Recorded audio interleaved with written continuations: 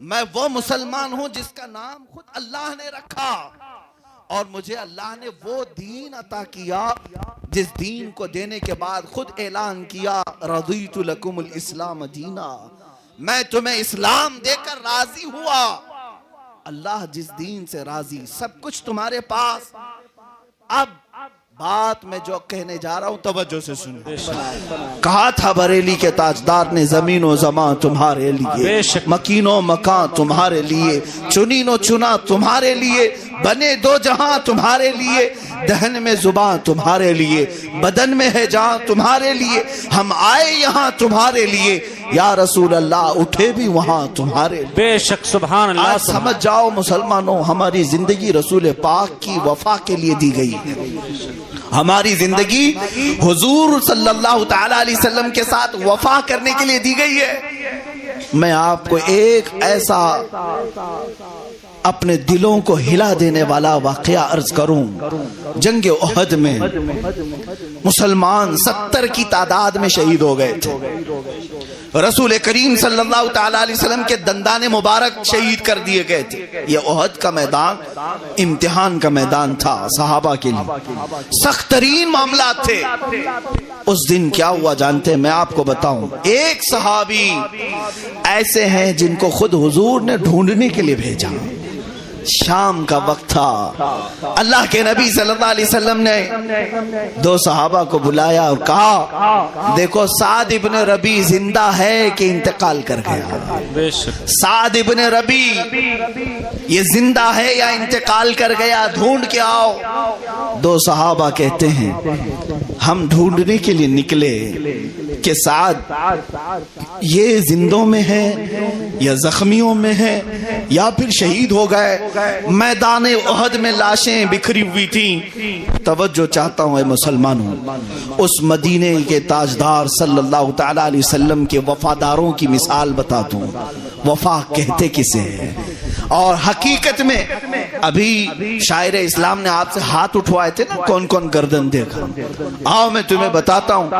کہہ لینا بہت آسان ہے، میدان میں اتر کر کے پیش کرنا بہت الگ بات ہوتی ہے۔ جی کیا بات، بہت الگ بات ہوتی ہے۔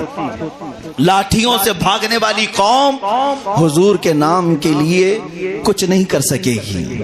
میرے عزیزو آؤ، مدینے کے تاجدار صلی اللہ علیہ وسلم کے جو وفادار تھے، میدان احد میں حضور نے جس کو تلاش کرنے کے لیے بھیجا، وہ صحابہ آئے، وہ کہتے ہم ڈھونڈتے ڈھونڈتے آئے، زخمیوں میں دیکھا تو سعد ابن ربی کی لاش ہمیں نظر آ رہی تھی۔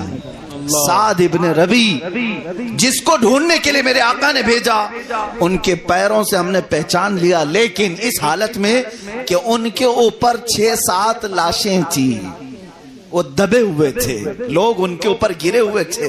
ہم نے پکار کر کہا سعد تم زندہ ہو یا انتقال کر چکے؟ تو ہلکی ہلکی آواز آنے لگی۔ سعد نے کہا میں زندہ ہوں لیکن میری آخری سانسیں چل رہی ہیں۔ سعد ابن ربی کے اوپر سے لاشوں کو صحابہ نے ہٹایا۔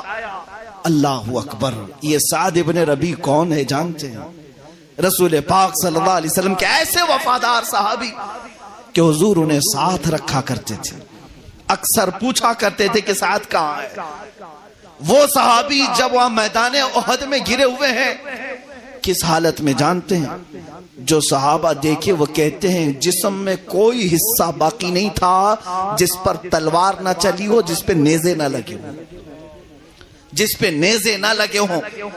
12 نیزے ان کے جسم پر چبھے ہوئے موجود تھے جن کو نکالنے والا کوئی نہیں تھا، سعد ابن ربی، لیکن ابھی بھی سانس باقی تھی۔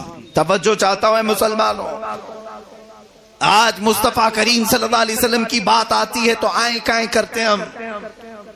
سعد ابن ربی کے جسم پر 12 نیزے لگے ہیں۔ صحابی کہتے ہیں کہ ان کا پیٹ پھٹا ہوا تھا، پیٹ پھٹا ہوا تھا، اب زندگی کی کوئی امید نہیں، لیکن آواز آ رہی تھی۔ وہ قریب گئے، کہا کہ سعد تمہیں مبارک ہو، ہم یوں ہی ڈھونڈنے نہیں آئے، مصطفیٰ کریم صلی اللہ علیہ وسلم نے ہمیں بھیجا ہے۔ انہوں نے کہا کیا میرا نام لے کر کے بھیجا؟ ان صحابہ نے کہا ہاں کہا مصطفیٰ کریم صلی اللہ علیہ وسلم نے کہ سعد کو دیکھو. حضرت سعد کہتے ہیں کہ میں کامیاب ہو گیا. جو زخموں میں گھرا ہوا ہے, 12 نیزے چبھے ہوئے ہیں جسم پر, وہ کہتے ہیں ابلغ منی رسول اللہ السلام. اے صحابہ جو آئے ہو جاؤ رسول پاک کو میرا سلام کہہ دینا. میں حضور تک پہنچ نہیں سکوں گا, میرا جسم کٹ گیا ہے. آخری سانسیں چل رہی ہیں. اب جو جملہ انہوں نے کہا وہی مجھے کہنا ہے آپ کے سامنے. جو جملہ کہا میدان احد سے, کہا حضور کو سلام کہہ دینا اور یوں عرض کر دینا اے اللہ کے نبی ہمیں معاف کر دیں, آپ کی عزت کی حفاظت کا ہم نے حق ادا نہیں کیا. اللہ اللہ, جس کا زخموں سے جسم چور چور ہو گیا ہو, 12 نیزے لگے ہوں, جسم پھٹ گیا ہو, وہ کہتا ہے کہ ہم نے ابھی حق ادا نہیں کیا. اور یہاں ہم گرم گرم روٹیاں توڑ کر کے بھی ابھی یہ سوچ رہے ہیں کہ ہم نے پورا حق ادا کر لیا. اے مسلمانوں, اگر وقت شہادت آ گیا تو چوم کر کے لے لو, اس لیے کہ یہاں کی پیاس کے بعد حوض کوثر پر میرے آقا موجود ہوں. کیا بات ہے, بے شک. تم نے اگر شہادت کا جام نوش کیا تو پانی خود میرے آقا کے دست مبارکہ سے پینا نصیب ہوگا. سعد ابن ربی نے دوسرا جملہ جو کہا وہ میں بتاتا ہوں.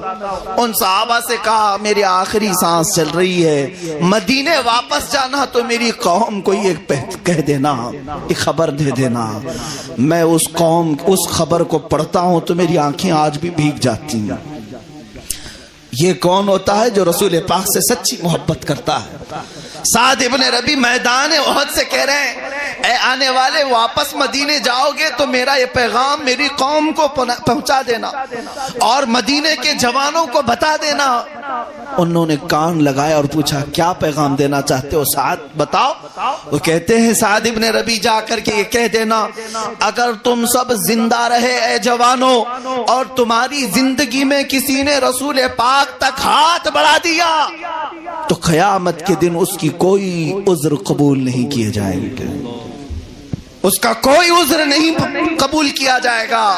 اتنا کہا اور ان کی سانسیں رک گئیں, وہ ختم ہو گئے, جام شہادت نوش کیا.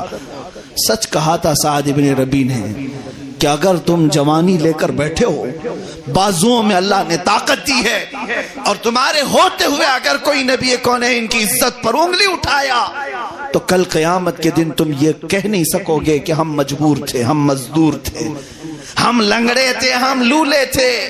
کوئی عذر قبول نہیں کیا جائے گا. صحابی رسول کا اعلان ہے.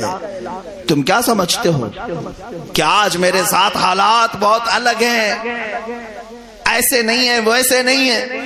جہاں ہو وہیں سے آواز اٹھاؤ کہ میں ہر چیز برداشت کر سکتا ہوں, مجھے بھوک میں قید میں رکھ لو اور مار ڈالو, لیکن میرے نبی کونین کی عزت اور حرمت پر انگلی اٹھاؤ گے میں چٹائی پر بیٹھ کر کے بھی چیخوں گا اور پکاروں گا, اس لیے کہ میری اگر جان باقی ہے تو صدقے رسول میں باقی ہے. بے شک, سبحان اللہ. یہی جذبہ میں